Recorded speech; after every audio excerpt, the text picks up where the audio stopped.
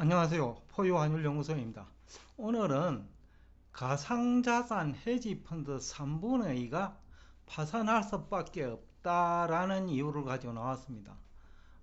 제가 출판 중에 있는 책자 중요 내용 중에 하나인데, 화폐전쟁 시나리오가 한 24가지가 있는데 그 중에 하나입니다. 그래서 오늘 의미가 있을 것 같아서 소개를 하는데, 결국은 이제 투기성 자산은 가상자산뿐이 아니죠.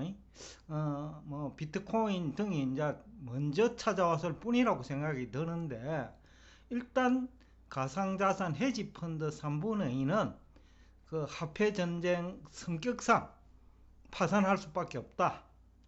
좀 더 구체적으로 얘기를 하면, 비트코인 가격 상승에 배팅한 헤지펀드 3분의 2 이상이 파산을 피할 수 없다라는 얘기입니다. 그 이유는 서너 가지로 정리할 수 있는데, 우선은 채굴 수량이 제한된 비트코인 등을 5만 달러 이상에서 이제 매수를 했죠.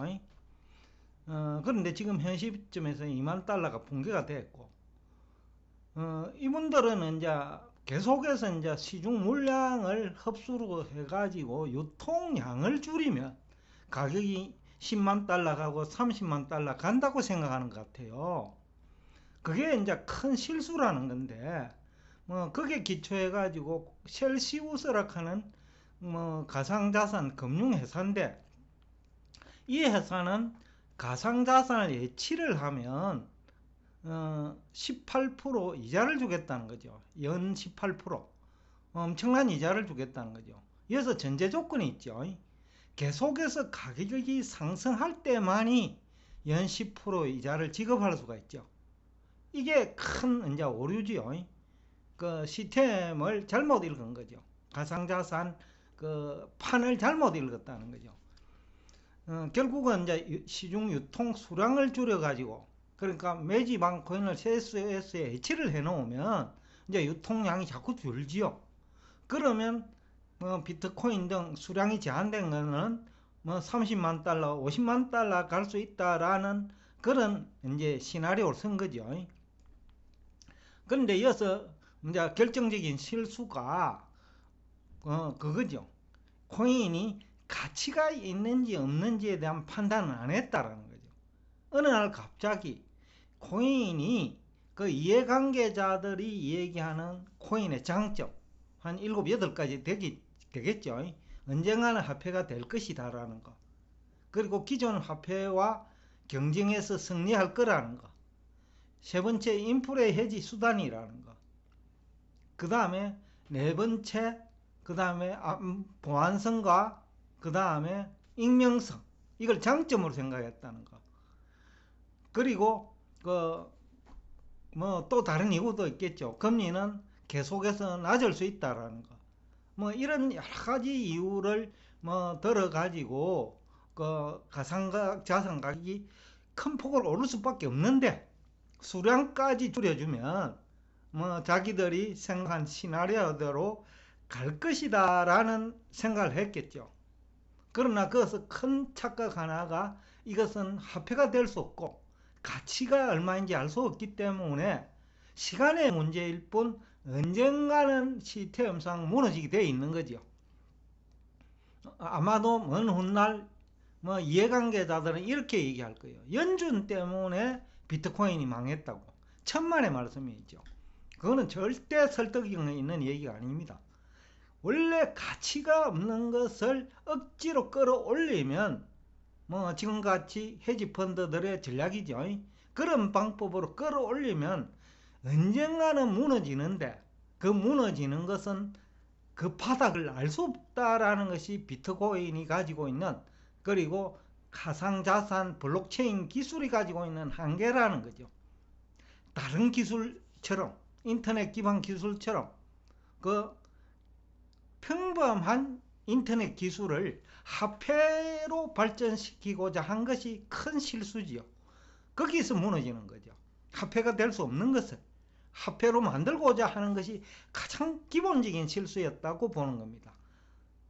그래서 출판 중에 있는 책에서는 그 블록체인 기술에 투자해야지 기술이 아닌 그 화폐 교환 수단에 투자해서는 안 된다라는 거죠.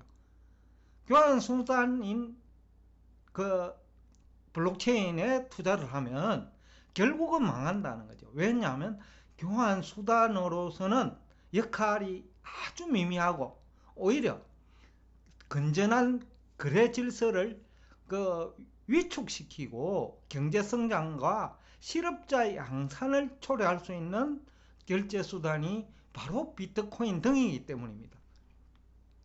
그래서 이제 실제로 코인 가격은 이제 내려갔고 예치 고객은 그러니까 셀시우스의 그 코인을 예치한 고객은 이제는 뱅커런이라고 아실 겁니다. 은행이 부실화되면 그 은행의 예금이 이제 이탈되는 사태를 뱅커런이라고 하거든요.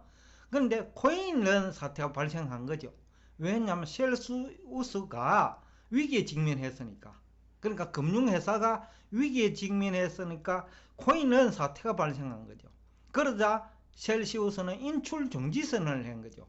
그것이 더 큰 오류라는 거죠. 인출을 중지 선언하는 순간에 문제가 생겼다는 것을 공식적으로 선언하고 인정한 것이거든요. 그러면 기존 코인 보유자들은 시스템 위기가 발생했다는 것을 이제 인식할 수밖에 없죠.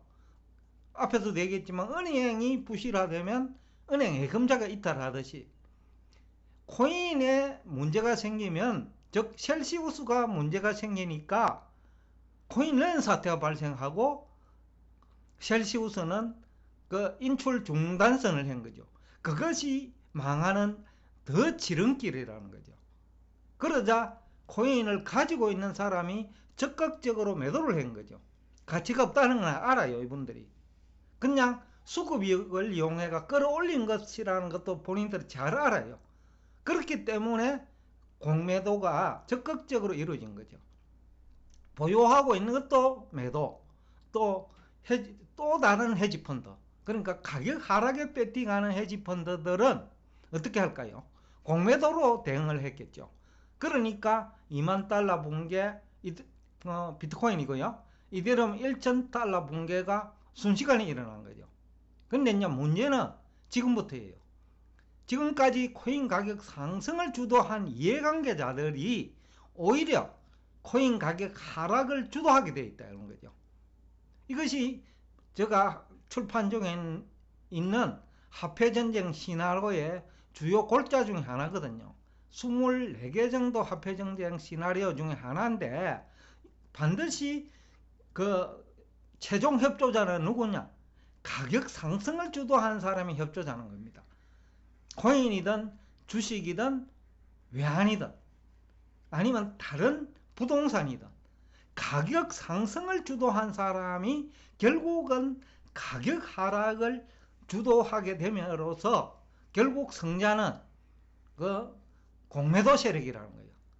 그런데 공매도 세력은 1차 화폐 전쟁에서 가격 하락에 배팅해가 승리하고 두 번째로는 이제는 모두가 공포 분위기를 조성할 때 매수를 하는 방법으로 아주 헐값으로요. 그러면 청산도 아주 헐값으로 해요. 그러면 돈은 엄청 벌었죠. 그때 그야말로 공짜로 줍줍이죠. 비트코인 가격이 예를 들어서 50만원 내지는 10만원에서 매수한다라는 거죠. 그러면 원전을 찾고자 하는 사람이 수없이 기다리고 있기 때문에 또 가격 상승이 일어난다는 거죠. 그것을 이용해가지고 2차 화폐 전쟁도 승자는 누가 되느냐 하면 결국은 공매도 세력이 2차 화폐 전쟁의 승자가 되기도 합니다.